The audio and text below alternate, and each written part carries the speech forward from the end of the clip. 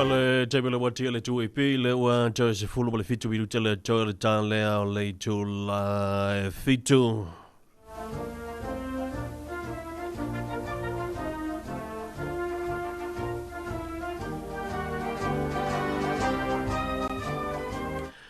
Ya, ai fa talofa tu malole se fu mo le langi mai le fa fu mai le tapo mai le tatu tu no le tan fo ma le ya se fo. O le aso lua a solona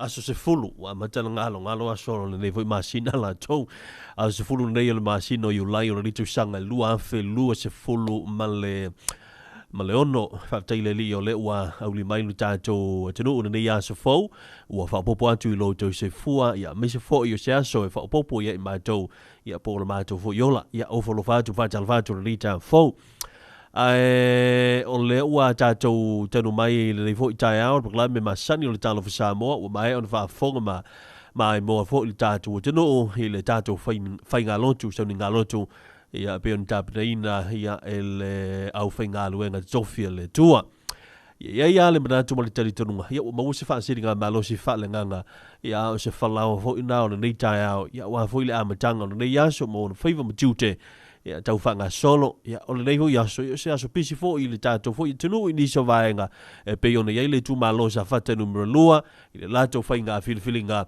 ya po le lato fainga balota i le so o le ta le vola ye fo tato tanonga masani ya po tato tanonga fa ptoa ya ma fa pena fo i mai mo mai ai i le tato li poti fa ptoa ya mai o le tato ofisa mai tātou i tu malo o sa fata numero lua i fale balo te tasi leo la wea tuai le sunga ya tuai tupai ia me se foi o le sunga ya mafata mata whawai ia me le vaenga o telefou ia awa foi le liputina mai ia o tūlanga foi eita urumanga o le whaamoe moe ta hua ai mo le nei lava tai au ia o lo uiei lo iei ia o le na ua mawalau i buti mawalau pani kik e sawa ya fa yo na ya fa te ya tu le tua ya mo na fo i fa malestino e mo ni ta ya ha fa yo ta to le la va ele mo was fa malestino ya wo pole de titia de titia ya ai au le mo ma tengo fi le tau le usu mai le ta ya pa le me o le makua malulu le ngo fa ya ta wo ile fa le o ta tu pui ma sani mai se lava ia na ia lo mafana ula hiti o le so voila sumu mule talo voila le CFC fa pena voila le ipo te tai le atunu o nai Eva sala fai le Prince le Malai le o Prince Edward Park in nai Eva ia o le sola se inga simpini ia mai lo vo le au le fa pena on le sola ia ma tulanga vo ia talo nga fa na po klisi maulunga ilo tatu tunu nei tau sanga lua afe lua se fulu male ono fa watu fa fianga le tuipi ya nei vai no le tai au ya so maliane sa iputi o le tai au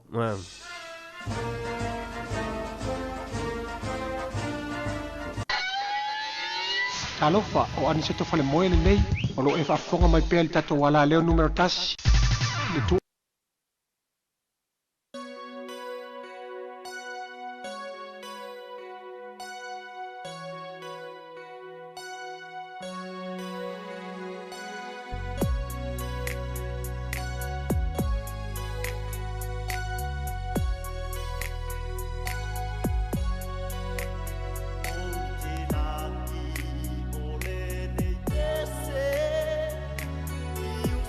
tua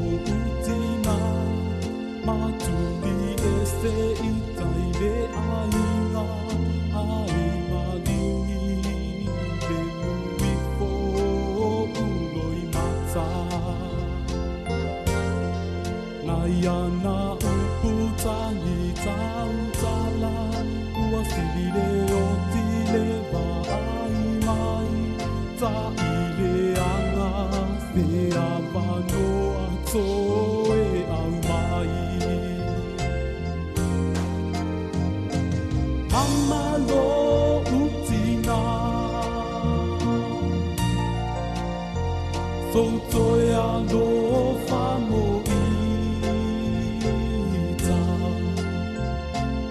Olango na leleanga Ole nei olanga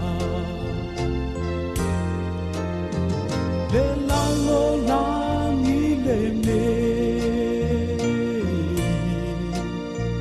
Pao so ngā ale whini Mama e atali mai Fia iai ma oe i le langi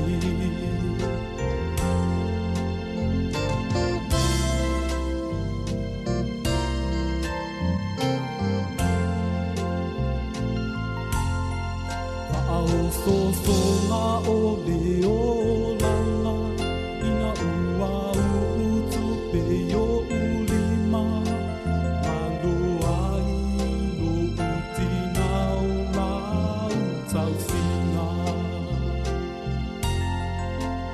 Au mapo e te le moe E si isi i masa pai watangi A ule nei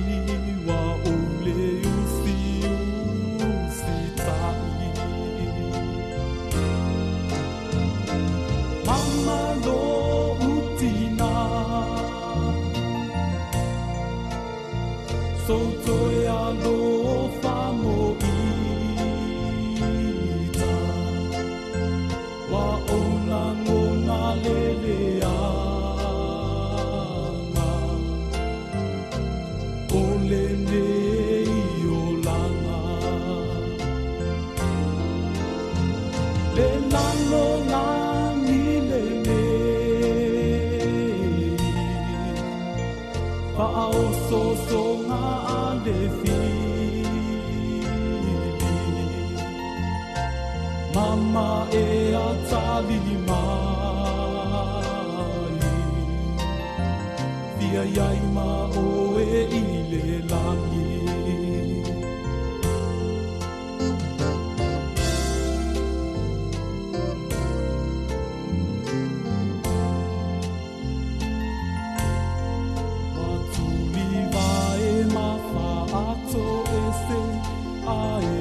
Pai mai a umale tani Sia utama e le moa ai mo oe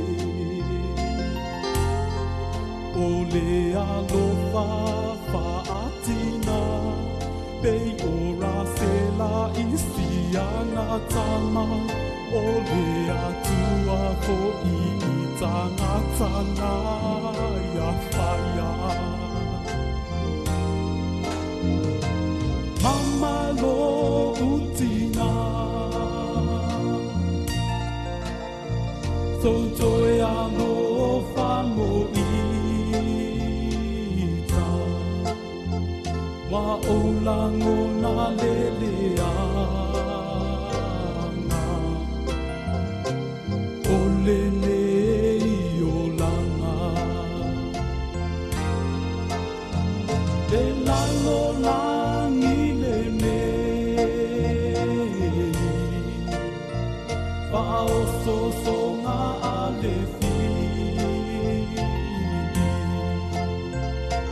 Mama e atali mai Fia iai ma oe i le langi Mama e atali mai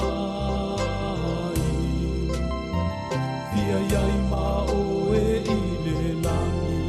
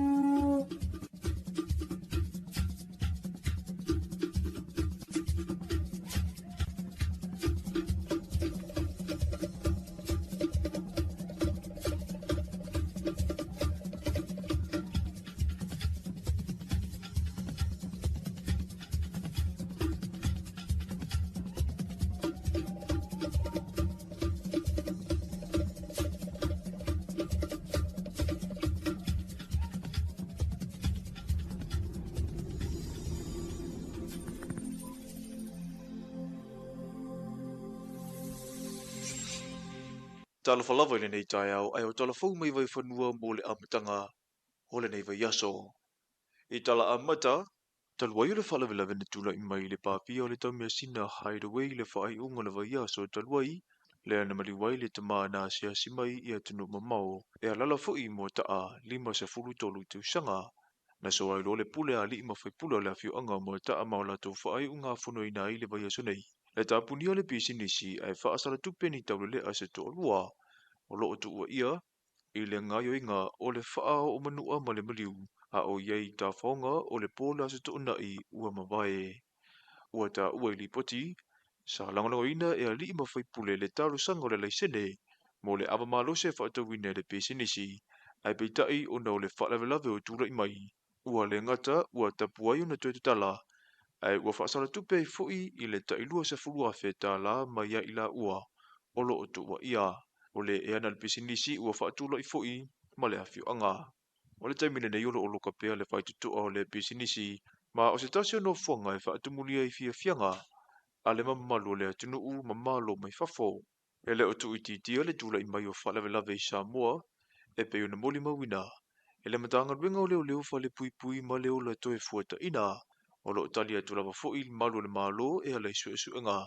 Ma ua matua i fautua ina le atunu ue whata ua le saunga le mu, ona o le tūlanga, ua iai le nei vai tau. Ho lewa whailua le mtanga ringa o puna o whaale na tua ma le se manga, le mata wina i le ili poti mai unga o sa ili linga le official va ai tau o Samoa.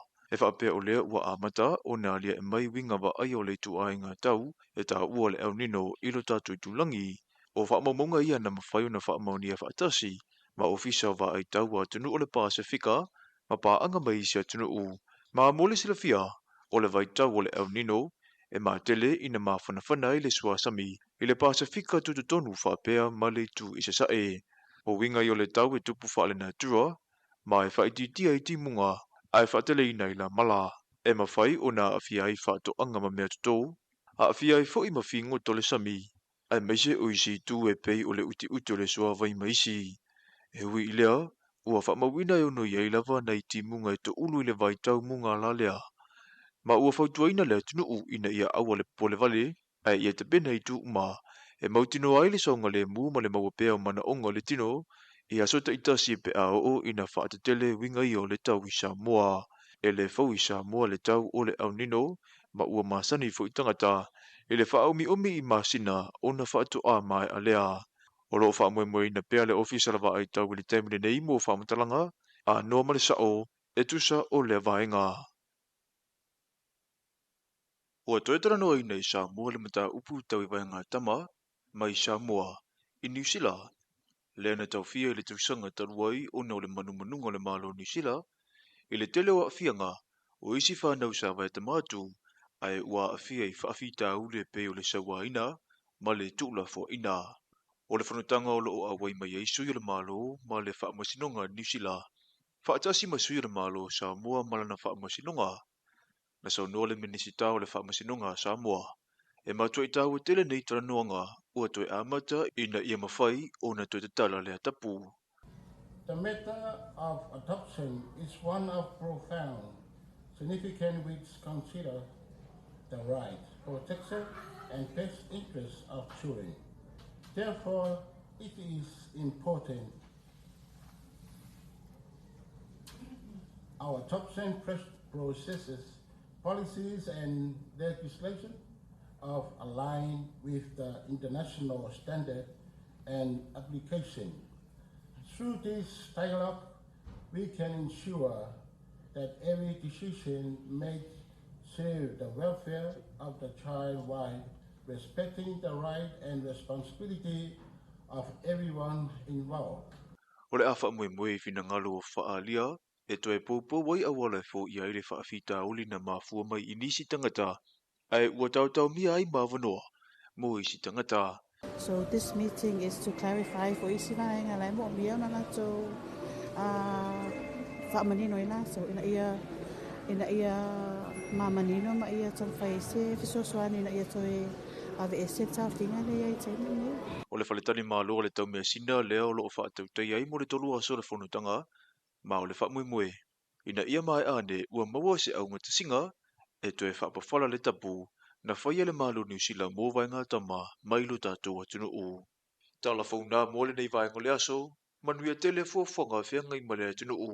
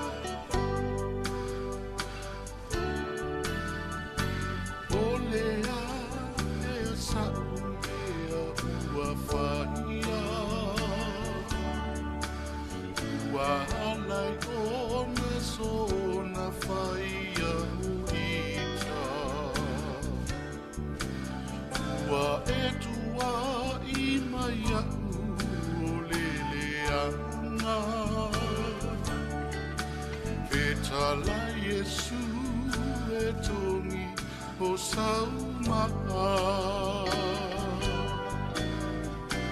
Yesu e le faula a fio mai I lo uangana a fai o aku ele ana whaamangalo mai lo nei tangata.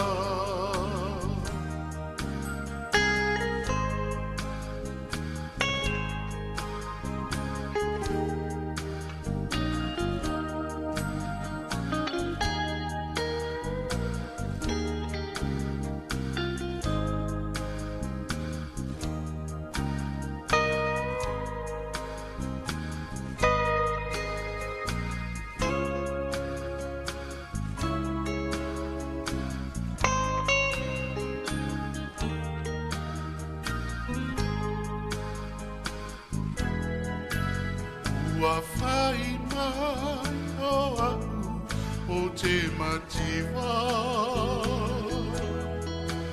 Ai moli na ulou ainga. Ua esa ilini o le anga I tangata. Ai po ole a esata anga sala. Yesu e le fauna a fio mai I lo uangana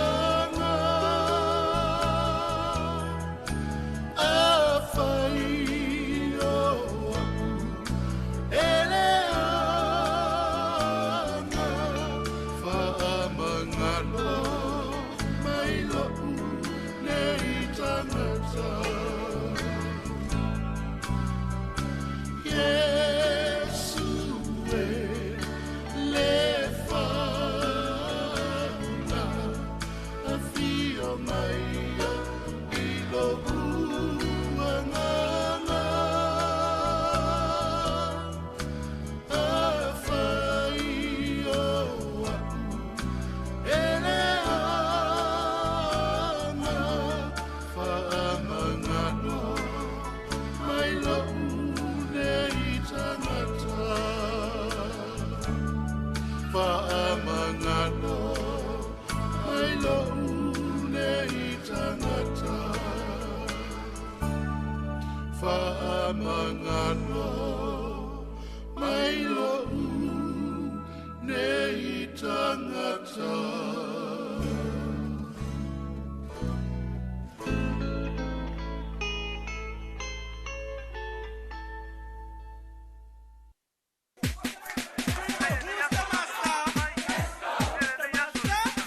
Quem aí ang ofisal lunga, sabi.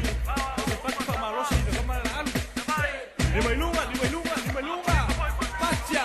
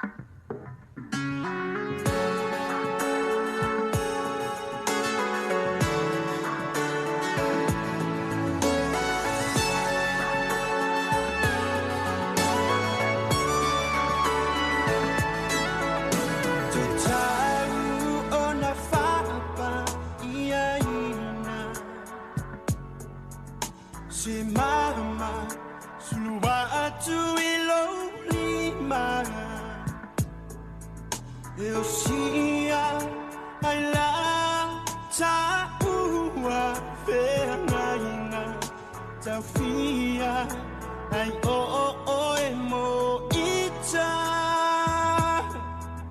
musue ne moa mo le alofa ne niu pulu se wo ale fa atau nu umina manatua ai loi mata apa ula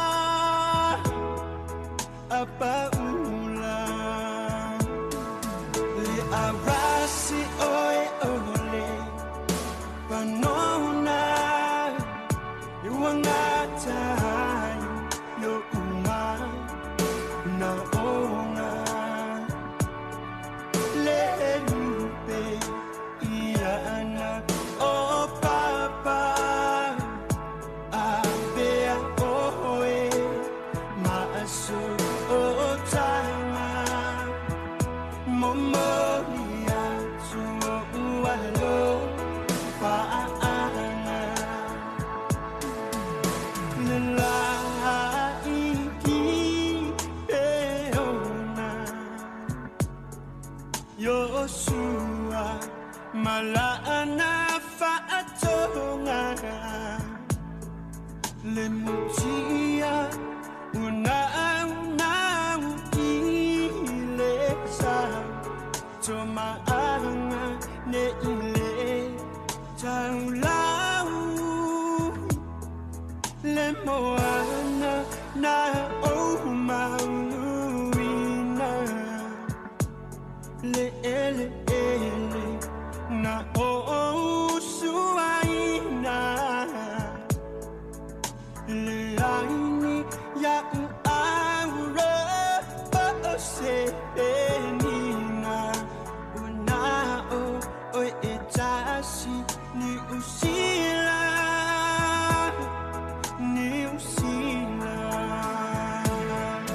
le arasi oi ole panona iwangata yo uma na ona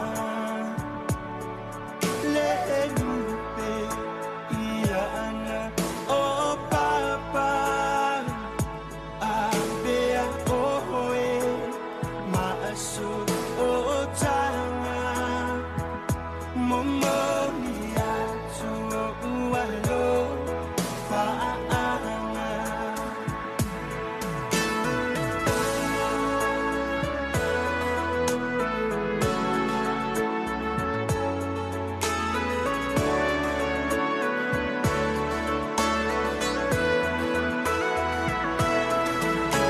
arasi oe ole panona iwangata yo uma na ona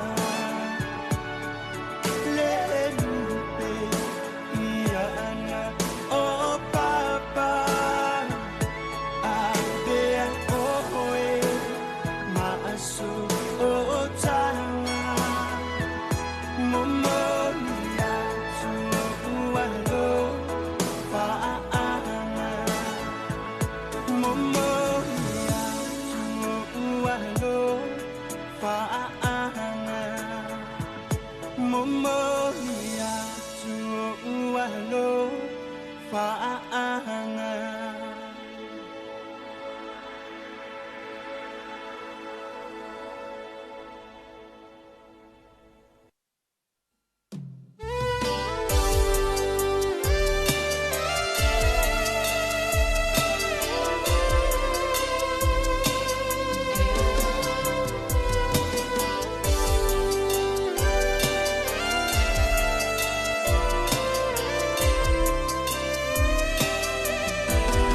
Ole tabele wati ole 2AP ole ua toi lua a lua fulvana minuti le wata nei le fitu le nei vai ngole tai ao. Ya e mana tona na ua fa fonga le tatu tinu I tatu telefon. E be ona tabele na vai ngo telefon.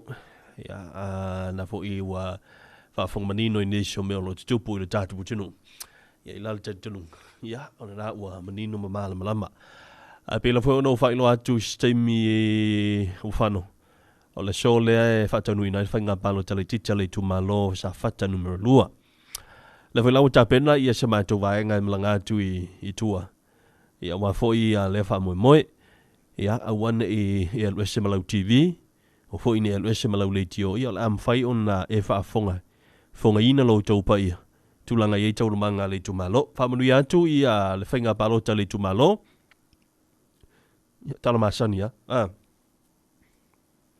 fili fa ta sima le tua a bena fa tan tau lau su tau va wa ala on tupul mena yo leo mo tau mai fa palonta o le fa maoni fo le su tau va la tau ia o le alo walo fa tanga tan ia o le talo ma le tu olalo ia wa o le mele ia wa ia fo ile lofa fo ile le fa ia tu le lofa ia ai umane o to e mo li tu o il fa msinonga o le alo walo fa le tanga ia ma li lo finanga se uma le fa nga palonta ona fa tali le ia ai mo te o fo ni e fa ese folo folanga wa o mo fo I fa folo folanga o fo I ave o ile e fa msino wa te wo atu ya to fa malo paloka ia la ko le vakul mele ia e pa lo ke kia o malo mele ia vakul mele wa malia ia o le malia na o le mene o le ofinga palota ma le tavilinga o mene o porkiki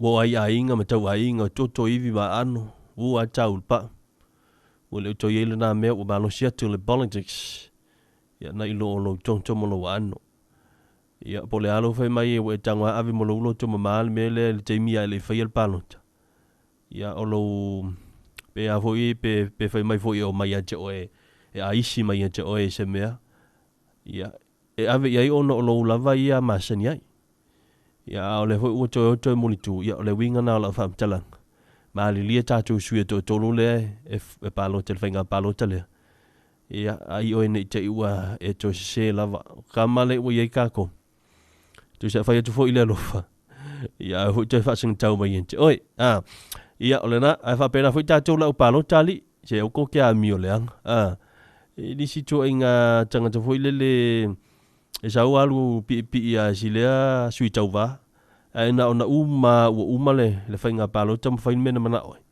ia lo to tu dum le fa si longa moni tu ia me tup ala ho no tal no atum to fa mana tu ile tu malo petino tal no ile tu malo sa fa numero lua ia ono o le tulang foile o ka ko mai ko yo ko finga palo e kinga inga uma ya tanto winga no la tala fili fa tasi male tu avi o la filinga o pai avi o la mana tu o la fai le yele amala ave ia la o ia palota o te ano fu o te te popole fu ina iloa le si tenga ta o ile e palota ia na o ia male si le fanga le tua umale na ia ona I tala no foile le e tau amatai le ritaya ia ia te tununga male manatu ia ona manu ia tanto fa tala fatu e wom pa nga masana le tutu le si fonga Samoa a fa le tama futa mai sala fai ia o ke lo ngai o ke o ko sa vai o mato ine fa singa balulu le fo ina to fa fonga mai o le utatu ia le vai tau fo ile le au nino ia le utatu va I swinga fo le malulu ia le timu mva fa pena ia vai tau na le utatu ia o le fo ile o mai lava I fo tuanga ma lapta inga mai le official vai tau e tu sa le fo I tu ai ngo tau o tatu ia ia ai fa mulia tu fo ia ta longa le fana wa onga ile so ia ta longa kolisi maulunga pi ona ia le CFC po le champ of champ ia ina le fifi ia fa pena fo ia le tatu ta longa le po te ta le malo ina le Prince Edward Park I Ivan Montele sala fai au le taimela wati le ua to luas fitu minuti o to de tale o le valo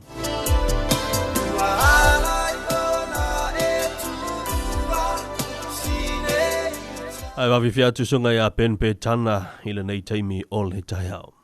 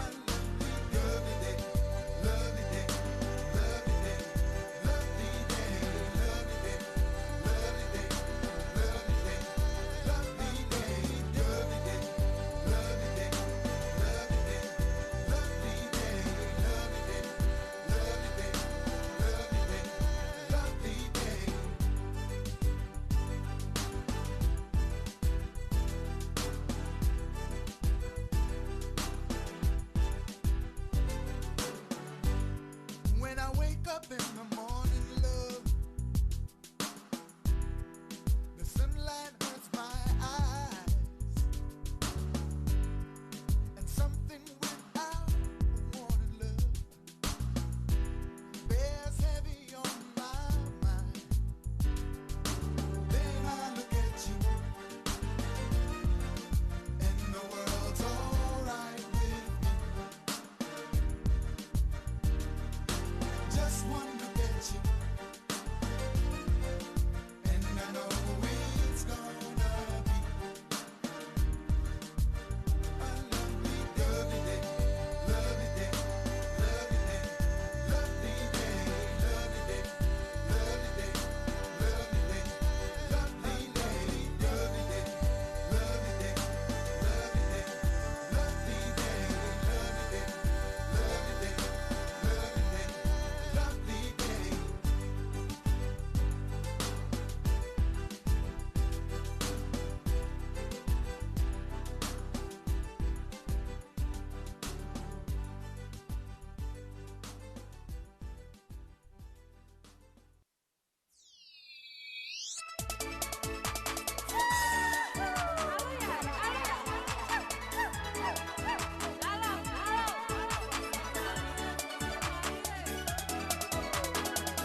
Tuti ai whaingata, o mai fo I puapuanga.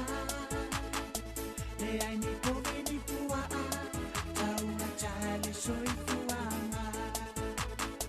Ai ole wha a malo, ka pengai na o totonu mawhako. Mama whatule nei a venga, na apa mai ilo utau teva teva. Le tau tu ai tangata, tele solo mi tele whaatafa. Tupe ane na oe, e whaaputoia utapu sa apa. Pete toi fo I mai, na itite se whasilinga. So se mena wa una, na usitika e ole so una. So una malo, Manu Samoa, Manu ora tua siri, me te paia te manu malo. Le mane mai le langi, te talo taua e tapua I. Areto a leola, te au ua whaai uina.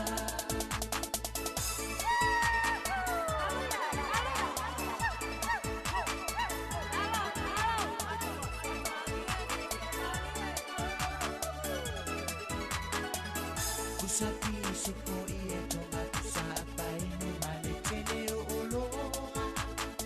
Talalili I o papa, so o se mele e se whaatamana. Ta whekoto wala o le file mu, ta I malanga. Mano si mai o le pupula, la usitika e o le so o ula.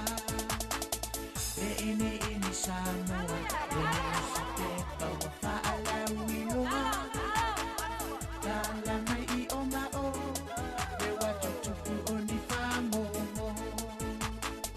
Mai I ma o le lalolangi, tala ta alonga vai a sota I tasi. Le ini Samoa, malo tau tama manu Samoa. So una malo, Manu Samoa Manu ora tua siri, me te paia te manu malo. Le mane mai le langi, te talo taua e tapua I. Areto a leola, te au ua whaai uina.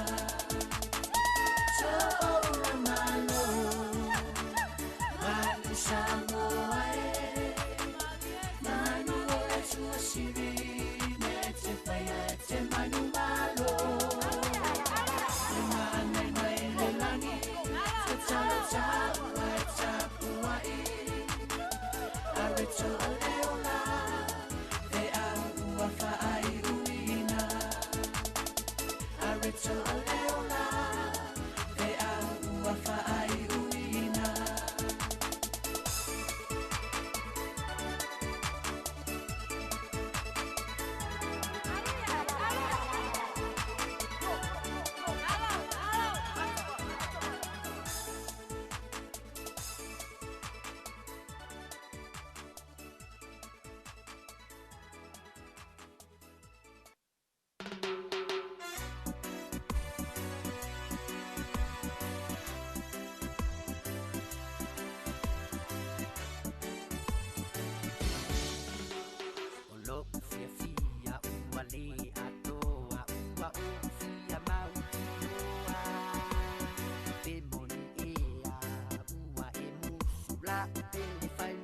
sang ma fau fau nai wana o e pe no to lo la ni fai te oi ma usi o te tima i Samoa ai e mana tua lo lo fa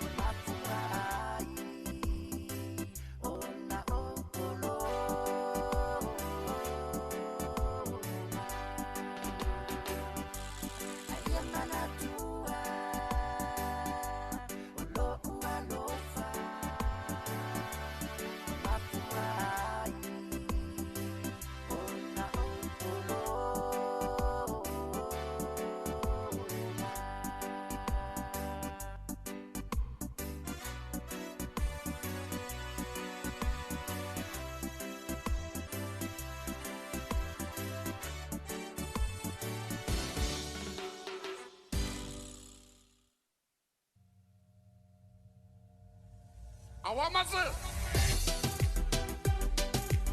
Russia. It's another one. Dr. Rome. Maps the man. D-Bounce. Mr. Saki. Yanaya. I hear it. Sole. Sole. Oh, my super survive. I'm a Zulu. Malana Pense. Lealo. Osinale. Vibe. Nale. Pufai. Fale. Tang. Ese. Lo. Unu. Uvele. Oh.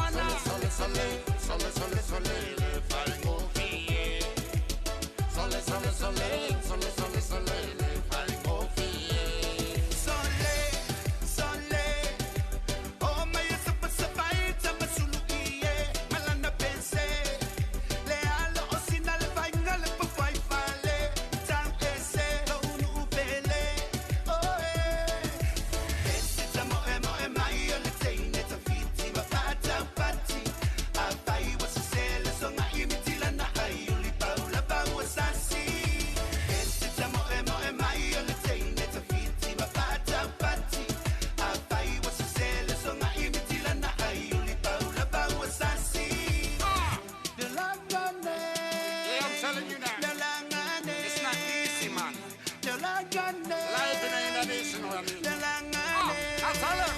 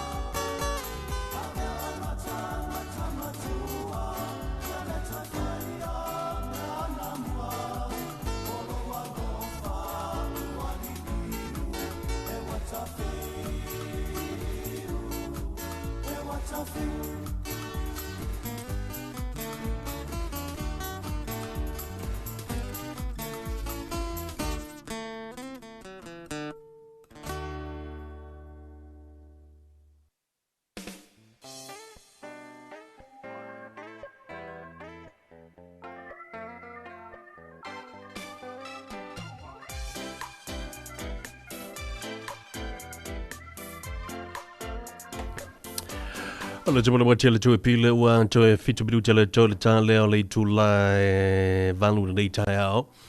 Ya o fa pela fo yon whaawa uli te leo ngā luenga le tātou tino le teimina nei. O le mea mau tino alto te leo ua whabena o na tano i whalewhai ngā luenga. Misa lava ia o le vanga fo i le waweona amanta, ina i whonu tanga. Le pida fo e ini so i la tō le ua whanoi le rei aso, ia ono ni iso tō tonoa, ia pidi o whalawelawe, ia le maa i loa. Ia le tūlanga le nai whaatalofa tuai ma whaafelo i antu i le mamalo mo le pa i o le tātou tino.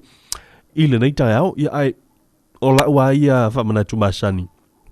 O le tūlanga fo i le ia e sauta pena, le leilo ma fau le leimea uma, ina ia ua nei tūta ia lau ngā luenga a matatu le ngā luenga ia waifu si me fo le taututa ia i lau whai ngā luenga le aso. Whai ngā luenga fia, whai ngā luenga fo i le mata alia, ia ona o le tele lau fo ia o le pisi ma le ngau ngau sa, ia te me fo i le ki sa wali ase wali ke le mpevolo vai. Ia ai o le tūlanga le na antoi whamana tuantu mō tātou. O le whamana tua ia mō tātou o le tūlanga lo ia tātou le tātou whainga palota le tu malo palota. Tasi leo o i tu malo o lea e le i maua sa lātou sui, po sa lātou sui o lea vanola lātou nu fōle pālemene. Ia, ma lisi tu malo e lua, hai pe ona iei vai maunga numero tolu, ma le tu malo whala li numero tasi, o le tasi la li tu malo lea e whanga solo mwha tino le solo la tu whainga palota, pura la tu whainga whiriwhiringa. Ia, o tai awa so whareile, e masani a ona whapea i le au whainga ruenga o le aso pupu. Ia, pe o le aso fo i le lenga o lo sau, a fo i le kauainga e sau. Ia ai o le tele yo plan sila wa ia o mai ona fata o to le nei aso. Ia o le to tele na tanto e saula te fai ngā ruenga a o lo ma fau ia la e o le vaenga le e uma loa le ngā ruenga e anga i lo ia. Ai fa malo atu i le au sufono le kalesia me tutisi na i fonga. Ia la fo i wa mata ona fai wi u le lato fo ni tanga. Abena fo i le Kalesia Worship Center i le Conferenisia whaifeau. Ia ma le e Kalesia Sofitu le fo i e tapena le lato fo i wha moe moe o le nei fo i tausanga ma le rima sino i ulai. Manuia u tau fo ni tanga, manuia fo i le fo nusu, ia maise ia o usu ngā fono, wha i tete la le fo i aita tau i le vaitau le nei le ufai mail official vaitau o le El Nino. Ia le ona wha i tete le lei, wha i sina ma lulu, ia ma pui nga masani ia o le telefo i le initiative le namu o le afeo ai ia ono o le fo i sui mai wingo le tau o le timu wala o le teimi o timu o le teimi wala ia o le mea mautino lava ia la fa pena fo i ona ia tulanga fo i lea ia o vai toa ma tulanga fa pena ia e ono a fiai ia le tātou loto i fale ma si so manga ia ta utele ia ona sila ia vaenga ia walo soifua maloloina malo saunga le mufa talafatu ila wavita vale ia fai malie o le ae ma se le au le tele ia au vo ile turi mai lau ia le teimi ia ngalo ai ia le tulanga ave ia lau fa mua o le ua toi tolu minute toi ni tā leo le valu toi wha afonga i tātou telefon mai vai whanua au le tātou se i tātou wha whiwhianga o le nei taia o le proklame o le Talofa Samoa.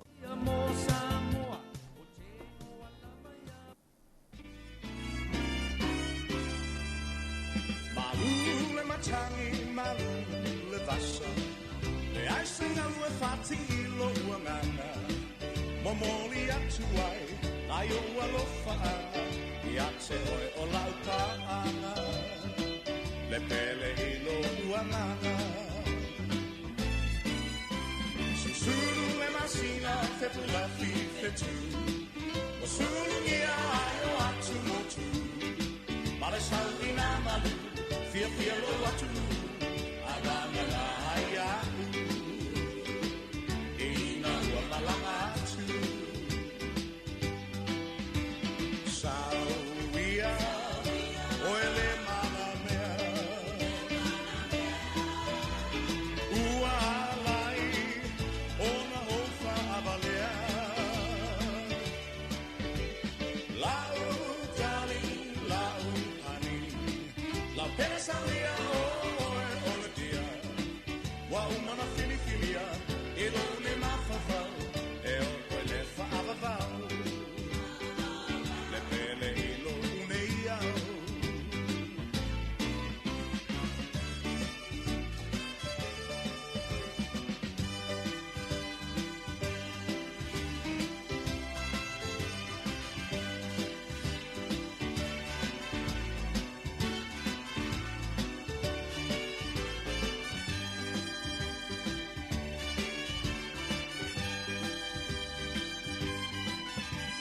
Sauia, oe malanea, ualai, ona ofa avalea. Lau tali, lau hani, la pesa mea oe oe kia. Wa umana fili filia, ilo me mafafau, e o koe lefa ababau. Le pele ilo uneia.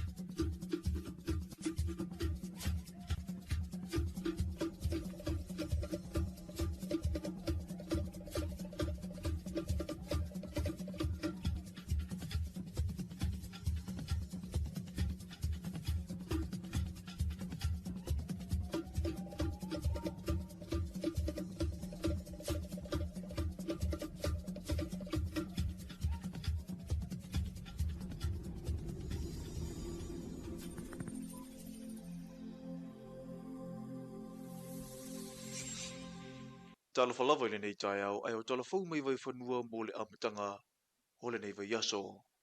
I tala amata, talua i le whalawelawe na tula i mai le pāpia o le taumea sina hideaway le whaai unga le vai yaso talua i, le ana maliwai le tamaa na sia simai i atunu mamao, e alala fui mo taa 5 te usanga, na so ai lo le pule a li mawhai pule o le afio anga mo taa maolato whaai unga whono ina i le vai yaso nei. Le tāpuni o le pisinisi ai whaasala tupeni tau le ase to alua, o loo tu ua ia, i le ngaio inga o le wha o manua ma le maliu, a o iei ta whaonga o le pōla se tu unai ua mawae. Ua ta ua i li poti, sa langolango ina e a li ima whaipule le taru sanga o le laisene, mo le awa malo se whaatawine le pesinisi, ai peitai o nao le whaalawelawe o tūra i mai. Ua le ngata, ua tapuai o na tuetutala, ai ua whaasala tupe i fui i le tailua se furua wheta la mai ia ila ua, o loo tu ua ia. O le e ana le pisinisi ua whaatula i fui ma le awhio anga. O le taimine nei olo olo kapea le whaitutua o le pisinisi, ma o se tasio no fuanga e whaatumulia i fia fianga, a le mamalu le atunu u mamalo mai fafo. E le o tu ititia le tula i mai o whalawelawe i Samoa, e pe una moli mawina. E le matanga ruenga o leo leo whale pui pui ma leo le toe fuata ina, o lo talia tu lava fo il malu le malo e ala isu esu enga. Ma ua matua i fautua ina le atunu ue whata ua le saunga le mu, ona o le tūlanga, ua iai le nei vai tau. Ho lewa whailo e le mtanga ruenga o puna o whale na tua ma le sesu manga, le mata wina i le ili poti mai unga o sa ili linga le official va ai tau o Samoa. E whapea o lea ua amata o nā lia e mai winga wa ai o le tu ai ngā tau, e tā ua le au nino ilo tātou tūlangi, o whaamamonga ia na mawhai o na whaamaunia whaatasi, ma official va ai tau a tunu o le Pasifika, ma pā anga mai isi a tunu u, ma mole sila fia, o le vai tau o le au nino, e mā tele ina mā whanawhana i le suasami, i le Pasifika tutu tonu whapea ma le tu isa sae, o winga i o le tau e tupu whaale na tua, ma e whaititia i timunga, ai whaatele ina i la mala, e mawhai o nā awhia i whaato anga ma mea tutou, a awhia i fo i mawhingo tole sami, ai meise o isi tu e pei o le uti uti o le sua vai maisi. E hui i lea, ua whaamawina e ono iei lava nei timunga e to ulu i le vai tau munga la lea. Ma ua whautuaina le tunu u ina ia awa le pole vale, ai ia te pena i tu uma, e mautino ai le saunga le mu ma le mawapea o mana onga le tino, i asota i tasi pe a o ina whaatatele winga i o le tau i Samoa, e le fau i Samoa le tau o le au nino, ma ua masani fo i tangata, e le whaomi omi i masina o na whaatu a mai a lea. O loo whaamue na pea le ofisa la wa ai tau i le taimine nei mo whaamatalanga, a noa ma le sao, e tusa o le vaenga.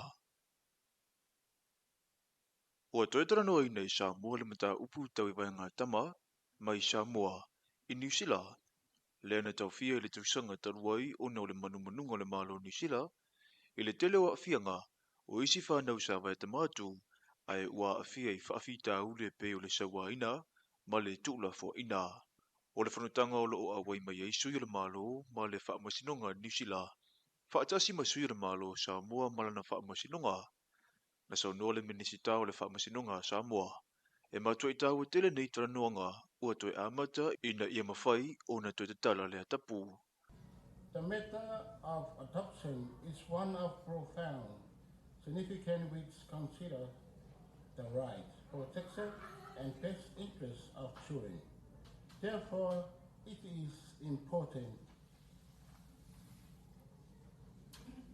our adoption processes, policies, and legislation of align with the international standard and application. Through this dialogue, we can ensure that every decision made serve the welfare of the child while respecting the right and responsibility of everyone involved. O le awha mwe fina ngalo o whaalia, e toi pōpō wai awala fo I aile whaafita uli na mafua mai I nisi tangata, ai ua tau mia ai mawanoa, mo isi tangata. So this meeting is to clarify for isi vaenga lai mo mia na to whaamanino ina, so ina ia mamanino ma ia tanwhaise fisosoani ina ia toi AVS tawhinga le ai taimi nei. O le whaletani mālo le tau mea sina leo lo o whaatautai ai mo le tolu aso le whanutanga, ma o le whaamui ina ia mai ane ua maua se au ngatasinga, e toe whaapawhala le tapu, na whaia le mālo New Zealand mō vaenga tama mailu tātou atunu u. Tala whauna mo le nei vaenga le aso, manuia tele fuafonga whianga I male atunu u.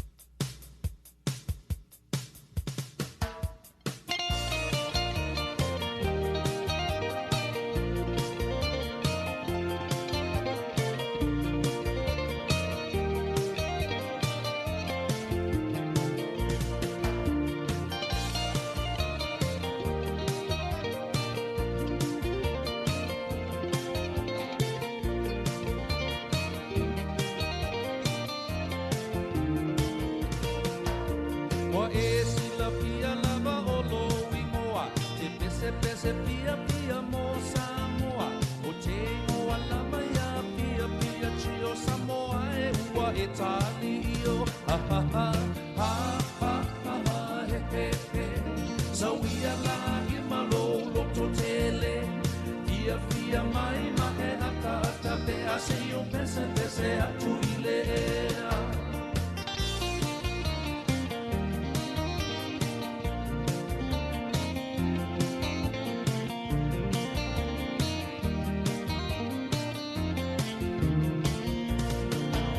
O nei ona po wa peso so wa I wa filongia uma o le sami malelangi o pulu a o mika pa ata uta a vale a fio me o le lumana I ha ha ha ha ha ha ha he he he so ia la I malo loto tele fia fia mai ma e ata pe a se io pese a tu ile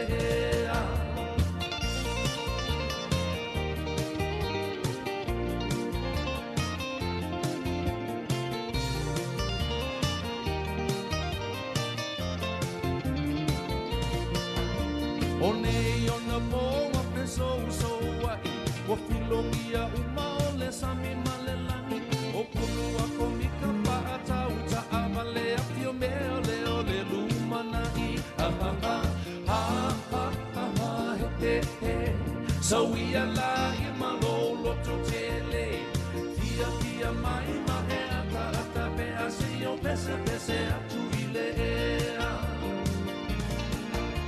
Isa o sa wia ta o ta e vai ne o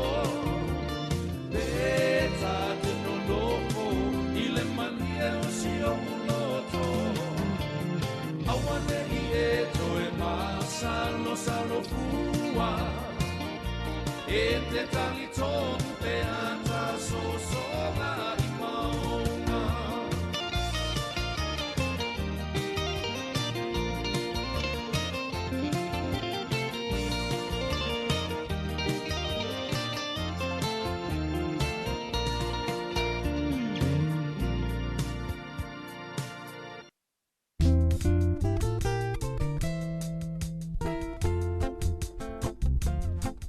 Ua whaatu mulia, maunga I leo musika. Mai ana mua, ui mai le vavau. E longo malie, ia leo I lo uloto. Ona o fia pese ai loa, whaapea. Ia whaata ita ia whaau manu lele ua whelele I solo. Ma pepe se, o te fia au loto matatangi whaise longo ua wala au mai lo uloto. Ia ata malupe o vai malu atata whea ma I matu. Ia pese I le po, e sao ngare mua I lo uloto. A o whaanoa, o te te pa I maunga. O tu mauai, leo mai le vavau. E mawhana whana, I la walo uloto. Mo toe pese, ai loa. Solo, yeah.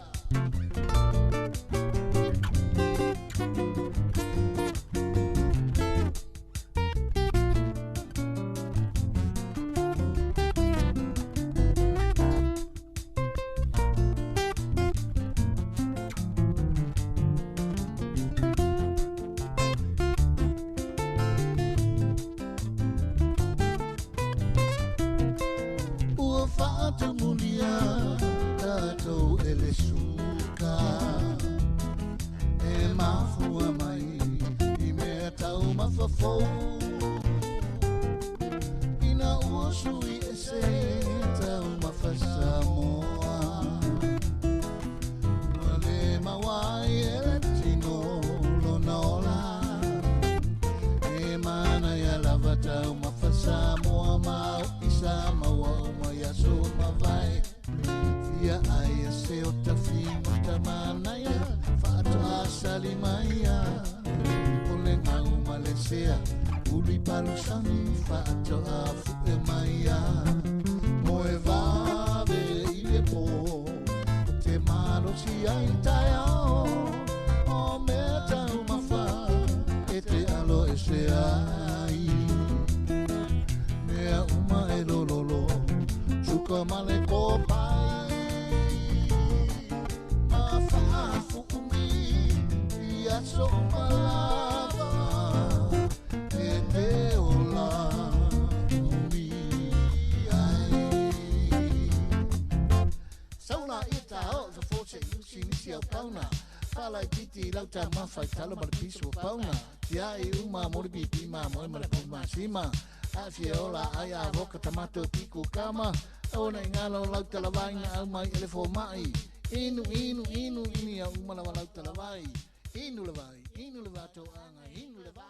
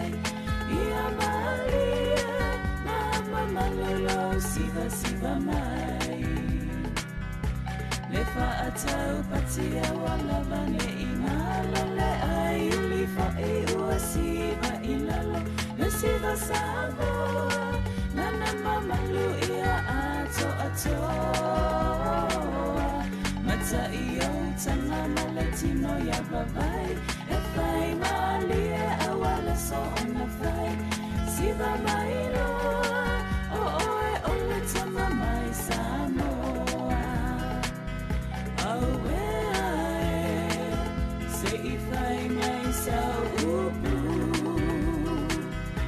e tua I ni mala e tua I manu lau pela sau lava sau masina I puwai malu se ino ane ai tama ole nuu ule ono I salafai tula I mai malefa amaoni mana tua le anganga wanga lue pitova ua fai fotonu o le fuiniu I le lapa lapa salafai ala maya Taufi mau lau palene I avea o le afa abae le amalo fae o le ama popo ai lau lau mua Sula ia lau ia satini matau lau fona I se hipi Papaatali tali wala talatai o le amoenga anai ali Zofatue I soifua I nala opele Te mana tua pele ua fioma Fo ia uile aoma Zofatue I soifua I nala opele Te mana tua pele ua fioma Fo ia uile aoma Zofatue I soifua I nala opele Te mana tua pele ua fioma Fo ia uile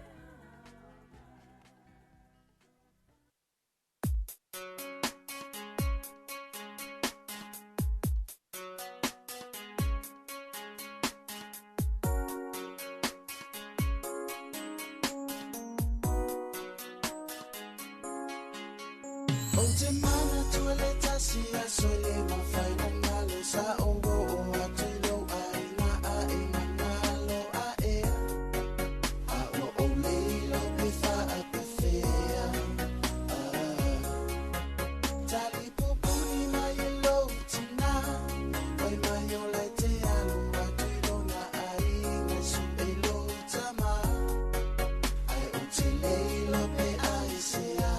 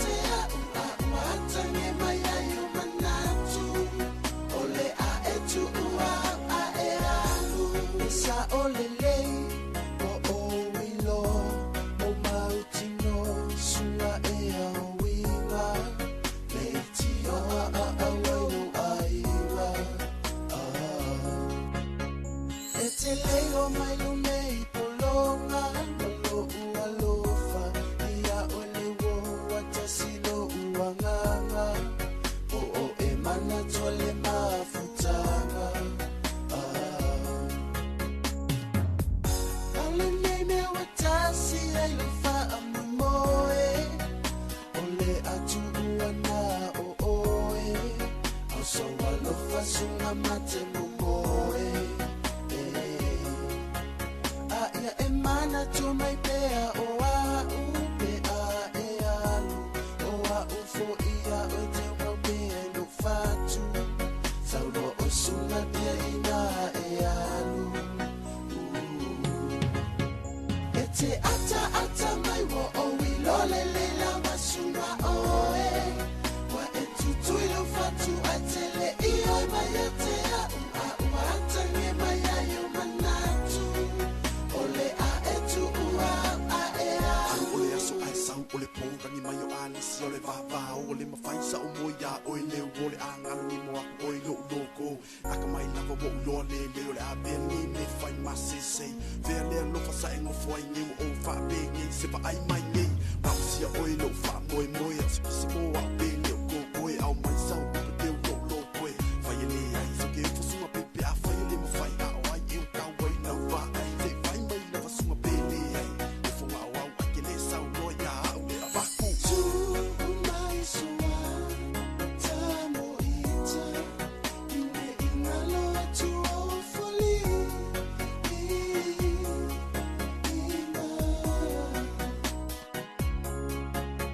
please don't let me go all alone when I alone to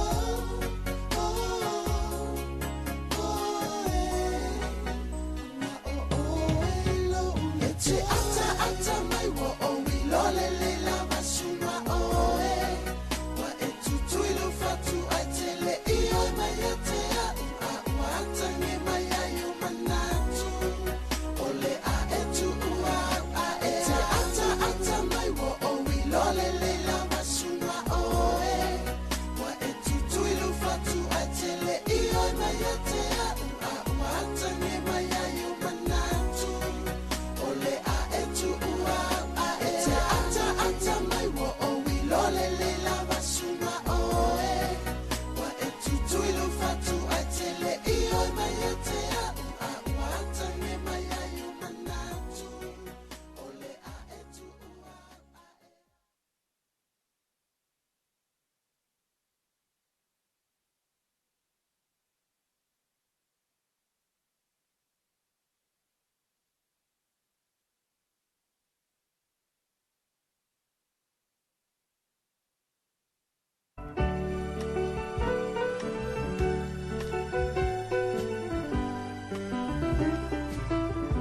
You bring joy to my heart. Tupila wa tele tu epila wa Louis Fudo bidu tele utal valo. Hey, they vang all the time. Oh, beautiful morning. You bring life. It is now 21 minutes past 8. This 22 minutes past 8 this morning. If you're heading out, please take extra care. The roads are a bit slippery, so drive safely, slow down, and look out for one another. And when you're And down, hopefully you've already had your breakfast. Had you all set up for today? you're my Samoa.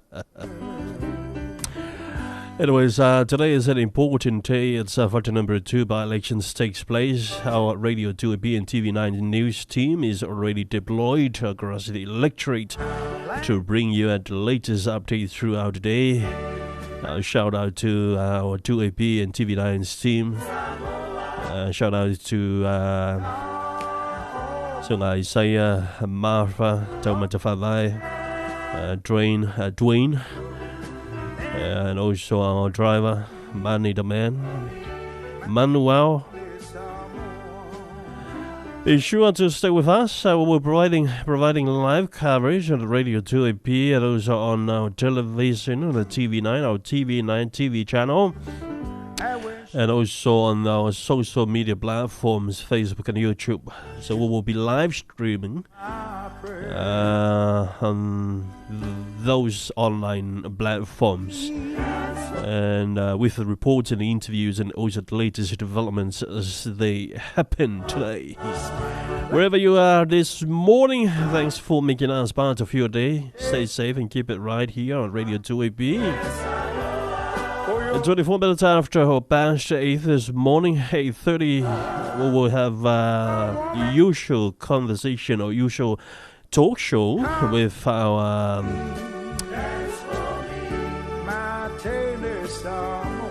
Mina from Samoa Agri Store, Vaitele, Sunga Craig and Ryan. So yeah, so Agri Store Talk Pack Show will coming up at 8:30, and it is pretty good morning. It's very beautiful morning, and I'm pretty sure you already had a breakfast. And I'm and I'm hoping, and I'm very proud of you if you had an exercise this morning. If you were walking this morning, oh, bravo! You are the hero. You are the man. But if you just wake up, oh, come on, man. Don't be lazy.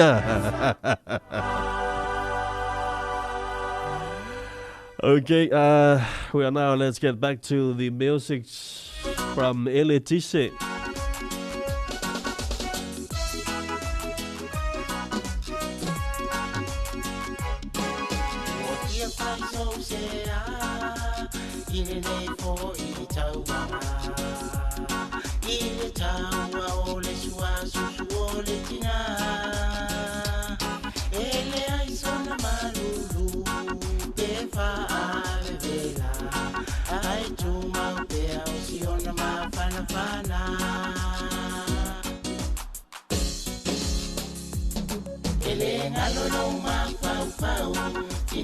Solawala uoleba Tamo e maili tama titi uope ile susua umotota mo eba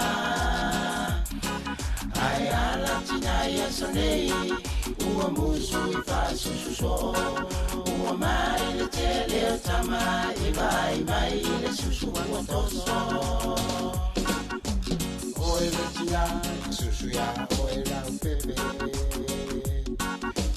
Fono faulo toanga fasuso Ole ale tine ona fama lienya lo roto Ole a e vaya o se pepe la poto e la poto poto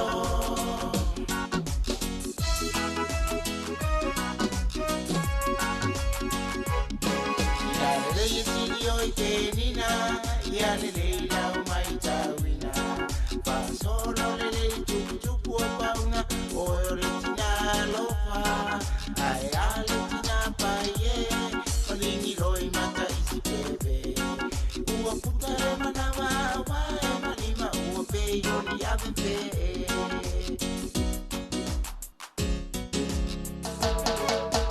Oeletina Toanga, Iesusuya, Oelantama, Eola Malo, Sikoto Mala, Malama, Ileva Pealo, Aimatangata.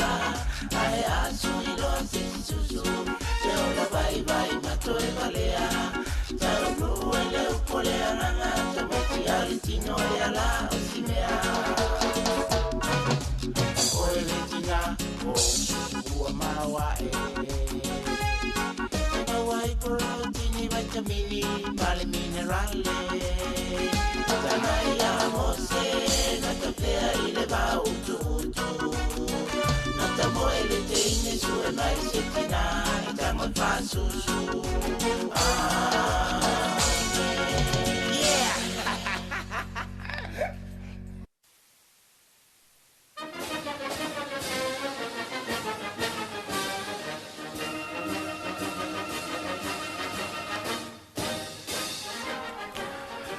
Vi fica mangi con fiena ma li tisse il pesel na fe mo le sua sulitina I would tell it so. Well, it's 29 minutes past 8 of this beautiful morning. Well, that song should have been called Mom's Breast Milk.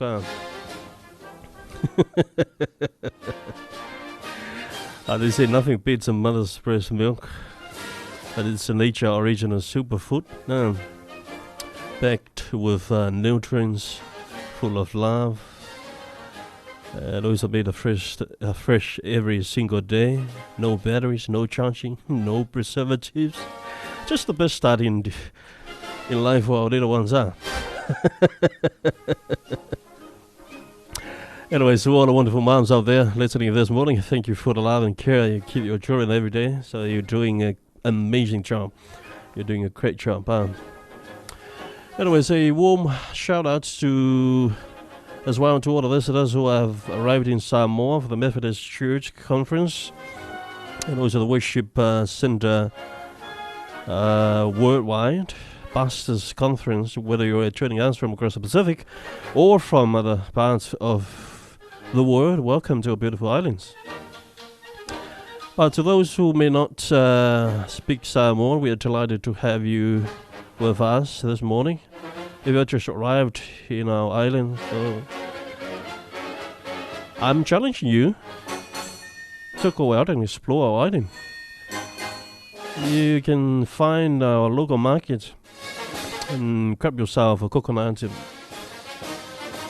cold coconut or cold new from our fresh produce market at Fungalei. So you can have a map, or you can find a map on your phone.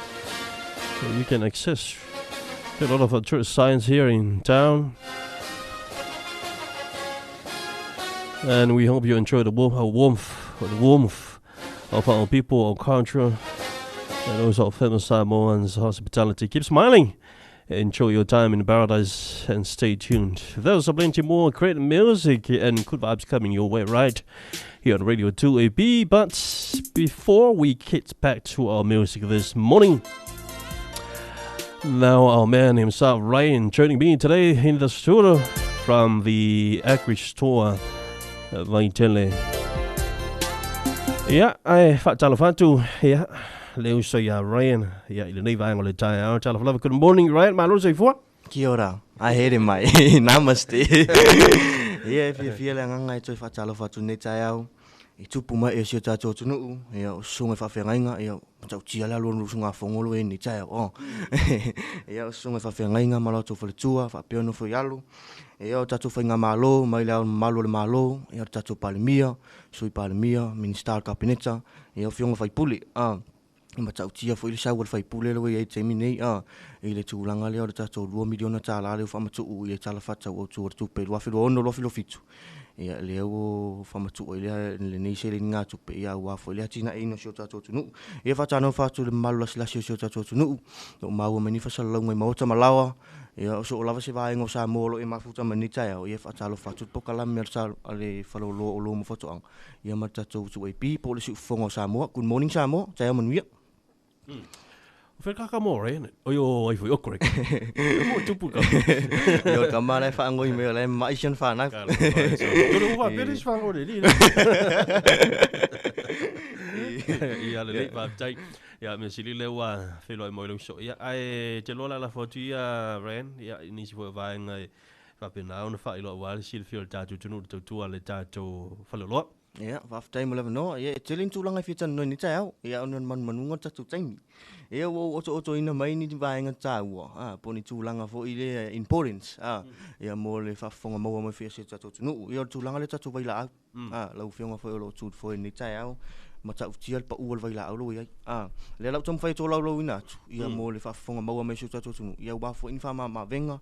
Ya on tu pe fo I se fe fo ile. Ya mo tu langa le fa alu te lo taimi. Ma le asu ma le asu. Ia tu langa tatu vai la au sting. Po lau ilo ai le fanga lafu. Po le sting 5 liter. Le asa se lau 5 sfu. Le ufa pa uina se lau fast food. O tu langa le sting 10 liter. Le asa fa ta uina ile fast food 5 tala. Le ufa ta uina le torus fu no tala te minik. Ele nama se la ina tung tar so fuan au tatu e nei. Tu langa si tia pe o le tau pensini. Ia o le wha i o malo te tere lololang. Ia o lo mau pel foi. Po mau pel to o ila fionga pulisili. Ia o pulenga. Ia malau fionga luenga lau fonga fifia fa lo mo fatoanga. Ia o wari tali atu le mamalo si tatu tunu. Ia ele ngata ile tu langa o le tatu vaila au lea o le fitu aso lea po le fanga lafu. Sting. Ia o lo ufa pauina fo tatu fanga pei. Po le tasi aso. Tasi aso lea sa alua se lau tala 5 liter.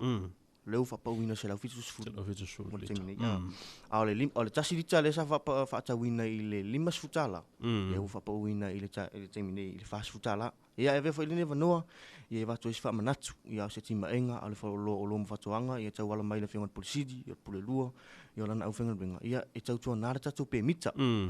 Ona o le to otele o le mamalo si o tatou tunu. Taimi umalawa au tunu a toi whailatou whainga whaatau. E whakua ke ia lumar ke sia fo i lele. Whamai, mo leva ngā mea. Mo leva le mea pēmi ko. Anga whianga whai ngā mea.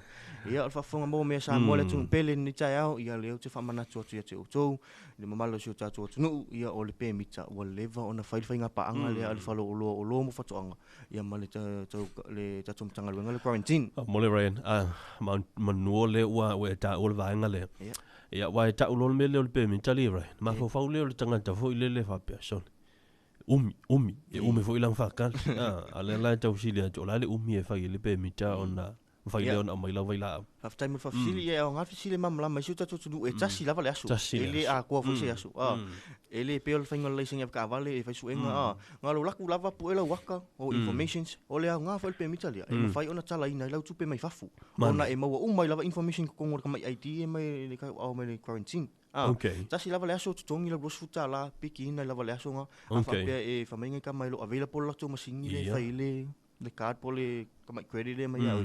Ia rongo inga me lo fa spepa. Fa spepa ngai ke su me fa lo ia fa di me mato. Ia no mato lo le uma pe lo. O fe la nga i e fai ele pe mita o tau por quarantine. Ia o le taimi o aso ia sa fa ia mato. O taimi nei ia e te su sa o la vai quarantine la to yo lo issue ina mai ma fa tanga ina ia vai la au le sa tunu sa mo taimi ni. Tasi lau pe mita e to tongi lua suta la o lau pe mita na fain fa nga mo isi au fa tau nga vai la au le taimi. Okay. Em fai ona o le ta wal pe mita em fai ona valley le tasi tau sanga. Tasi tau sanga. A fa pe e te malanga em fai ona tu inga i lo a inga po la fa na i fa nga ina. Pa la val me tau au me se ti fa mau ni ai. Okay. Ia o tu langa le o fa nga vai la au. Ona o le manunga fa lo mo fa anga. Ele ngata ile manu ile mato company privacy ya sa mo ka to store.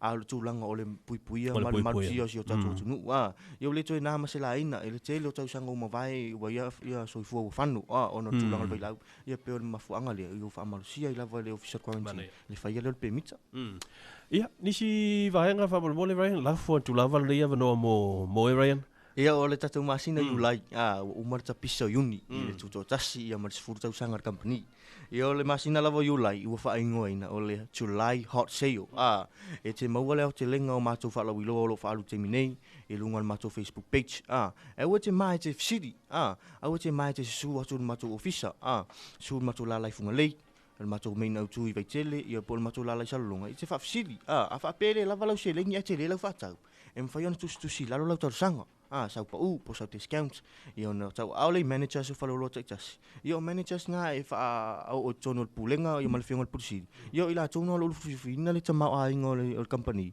ia mai la tu fa ina fa so ina mai discount aule masina lava ia o you lai lo fiongol o tu lai foi mo le fa fonga mo me sio tatu tunu o lo walu tatu palu tatu pa ule ta o le July hot sale o le July hot sale lo fa pa uina mai lava tatu generators mai lava generators valua fe kilowatts iva fe kilowatts fa solo menga ilalu so lava se size ma so lava se maru o lo fa pa uina ile 2% ona o le tulanga le o le toe ia wala wilo mai so tatu tunu o pe fa ma yo tini melo le pe so le power i tu ro tai au ia o le tulanga le pe na sa tu na ia muni au ia ma sa tu ai foi le so fa sala le fiong polisili ia ma le fiong venga ia fa yo na fa ispa e fa ma avenga so tatu tunu ona tulanga o le tango tal pensini ele ngata ile tango tal pensini le pe so o le cash power we sa mo tini fa tau so generator ia em fa ona isu su tu malau fai mori o le fa manatu le mamalu su tatu tunu e lo ia si to mai ma sanga va ile au finger venga ale finger lo fa to anga em fa ona fa matala ina tu le install ina paula vale me fa matala tu le au finger venga o le fa nga ina ma le te me fa o like ai te su tu lava o ia malau o fai mori ia ila tu na o lo ia to mai manga va fa pito em fa ona fa o ina ia le ngata fo ile tu langa o le tatu generators ia o lo fa po ina fo tatu ride on Morse le mo vaole kamale ke e dunga ma mo ai fu ona mana foi ni tulanga fa pio fa fonga mai ia fionga fai pule ia ma tofi tu malo tai tas ia mana ia fa tau sto mo vaole fa lo fa toanga lo fa luina ma to pa ur te mine lo sfu pasene ia me fa ona fa nga ine Awal fa matango fi no lumo mo malau ia lumo fale aonga ia le ngata leo falo nu mafionga ia wale sio tato tu nu lanu lau ava male lanu me mata e pena lau i lo ile lau langi ato Matango fi tele ia le vaenga le ua ho ia le ha fala wilo mai se ole tulanga o al vaenga ta ua le sa tatu mata mai tatu vaila au ia mai si vaenga ia ua ta ua le sunga ia Brian ia le fo mata on tatu sa vali mali tu lava Brian i le fa ingo le tsanga le ua pasile a fo uni ia o tatu tala no ho ile le amatanga mai le ia le sautina o la au vaenga fa bena au le utatu ia nei o le whambere official vaitau le utatu ia i le vaitau ta o le au nino ia o le vaitau lea ia le utatu mo le mawina o timunga ia ma le tulanga fo i susu ia i wingo le tau ia un tatu toi fo ia le vaenga fo i le leo puipuinga mo wha mai fo i pise ma fo mai linsetonu namu ia le ala tau toi tuliloa tua i lau sunga Ryan ia po o le lava whapena on lava ia le tulanga o tatu vaila au mo le whanaina o le sisio manga me sio tatu fale ia pui mai inseti nei whamon e lo o feme mea i le whalo lo mo fatuanga mo le temi nei o lo tu matila pea matali atu i winga o le tau e le ngata fo i le tulanga o le community o le larolangi atu o le nature fo i la ia o le tulanga temi nei o lo lava sa palaya tatu icon au e te popole pe te feme mea i mo le temi nei ona o le tulanga le o nafi ele sa papis me le official vai tau le tulanga le o nino au e te popole o lo iai vai la au ma o lo al faro lo fatoanga paula val fa manatu ta wo si ta tunu ia to anga fa putu le vai sua timu temi nei ia fa tau sau tangi vai foi le ia fa putu ia wal temi le ona o le o nino le fa pe o le ngo fa vai tau le o le tau le matutu po le to ono ia le sua timu pa usa tunu ia le wa mata ona fa ilo me le official vai tau o lo a fia so ta tunu i se taimi o duma pa au te poli o lo mo fa ta to masingi lo stock e fa manatu pe ma fa ilo pe so ta tunu o le tulanga Italia ma le tu Europa to mo se fia lo fengo lo tu fo ni tai u to fu la vale inga ma masingi le ta stock o le masingi le stock o le masingi le e ma fai ona tu linga le nam ai le pe ai e mawhai ona histori na lo fale po o tua fale po o tua mota ia ma whaatau leo lau waila au au waila te pole pe atau ngutara tau na masingi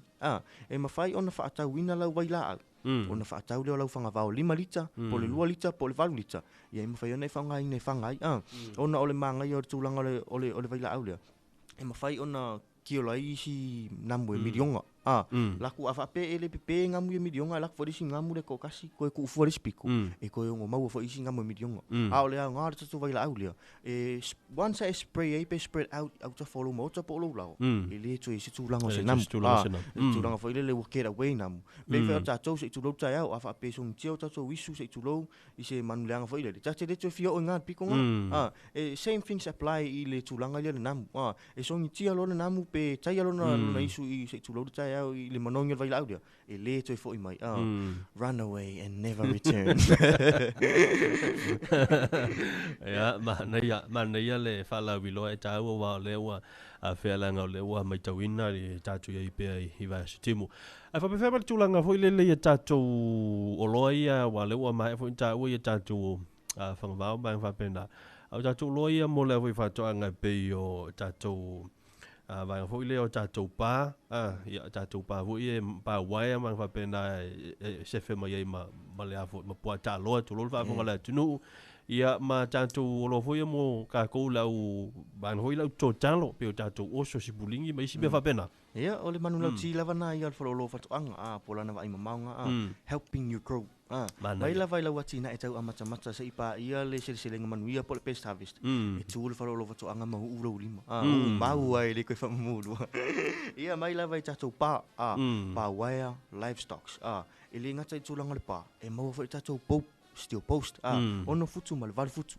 ia au tu langa o le fa anga yo ino la unga wenga mau u mala va me fengal wenga mau tatu chain link mau tatu pa le mam ai pol pa po vile se tu lo tau mau tatu so la futu langa me tau pa po vila vai pa pua pa ma moi mat pa oki ia tatu o mat tu langa vai le ngata tu langa o pa o lau fanua ai mau fa tatu pa ia Pahai. O le Mana ia? pale fai whaasau ono le tele o whionga. E ta te pasa tu lava i la au veo ngongo mai lunga.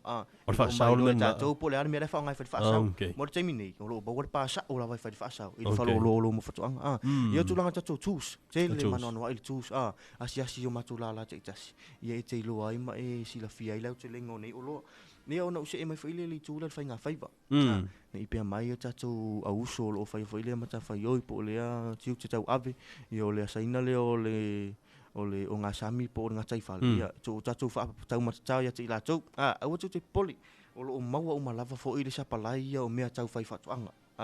O le aso nafi le sa tau no mai le tele o pusakan tātou company. Ia le sa wha o mai ei le tele manon wai. O tātou mea whai fau. E mwhai ona tuwhaina po le vers fau, po le vers mua. E mwhai ona e ilo ele o le atelenga. Ia tuwhaina i whalo o lo taitasi. Ia te asia se whai lau whitwhiringa. O le tūlanga le upenga. Upenga o le kili whangoka. O le au mātau o sau ofe vili. Ia o le tūlanga o sapiki. Ia ma so o lava se vaenga o le tūlanga o tau whai ngā whaiva. O lo maua lava ma tōre sa palai i tōna whalo whatuanga. Ia ele ngata i tūlanga o whai ngā whaiva. Au le lima whai tūla vai nei tū i le vaila au i le tau susu ia i le tau rui nei. Tūlanga o le timula. Po le o weda. Peo na sida fia se tatu tunu. Au te poli. A wha peo lau vaila au le na o tō lau inanga le la. Le au wha pa uina le tau. O le au ngā lau tau ngā nu wha pa uina. E mwhaiona se whelau tupena. O wha ala vaila lau vaila au tau le stika. A wha pe whanga ina lau vaila au whanga pe pa lau fitu aso lunga le vau. Ala tinu. E ono i eile tū langa e le pe le vau. Ona e fsiringia lea, ona e wha apea lea. Pelo le lida. Wha meo lako vaila au ima kau kia ma. Ia ar tūlanga leo wasa palai me le whalololo mo whatoanga le stika. E mawhai ona stick. E whalongo le upo le stika o lona roots word o le stick. Longo winga le tūlanga le e mwhai ona mixing a whatasi. Ona whangai lau wai po le ari timunga. Po le tafe meo vai tafe te le po le a lava le tūlanga. E mwhai ona stick pe lau waila au i le pau. Ma pe ina i. Mana ia, wa o le tūlanga hoi le sao le ia. On tu hoi mafufu hoi le kako ke le whalongo e a kimu fe mai le tala toina. Se i la whanga ina le vau. Ale la mana ia. Le wai le vaenga le uta o le vaila au le. Ia kamala le pole ar kimu fe ia wal falo lo lava yo fatoanga. E vava ai tu fa pene. Especially development. I tono so tatu tu. Ona o matou o lo fito tonu wai le tu langa le o le atina e o manui o lau ele mafanu o Samoa. Le matou te vava ai tu langa te itasi. Ma afianga masu so inga tau matangu tau so fanga lo ele. Matou te sapalai mai o loa e talafeo ngai ma talafeunga. Ia mon malo so tatu tu. Ta manaumia. O fia tūlanga tātou safety gears. Ia, o tūlanga tātou safety gears, whaftai fo i lo, whafsiri manita au. Mai lava i lungo le i lo wao, se i pa ia le lo fio vai. O lo maua lava matatoi. Maua le pūlou, o lau overlola, tō tingi lima, ia o safety couples, mai sai siva, anga i sai sutolu, lo mau whi tātou safeties. Slip on toe le, ua mea luma. O le couples le mo le whalolofa toanga, e lua tu ainga. O le safety couples, non-safety. Po le tamale le, ua mea luma pesa le slip on toe luma. Ma le safety o lo ia le, ua mea luma. Ai alta tau vanga fo le falle palpala, falle ile. Ia, whaftai mo whafsiri, ia o tūlanga i tatu falle ile, lo tele, lava matsoe sa palai. Se tu ainga. E lo o whime mea, ile whalolo whatuanga pea, no ta ua pea. Ia o tūlanga sau whatula au. Whatau sau whatula au.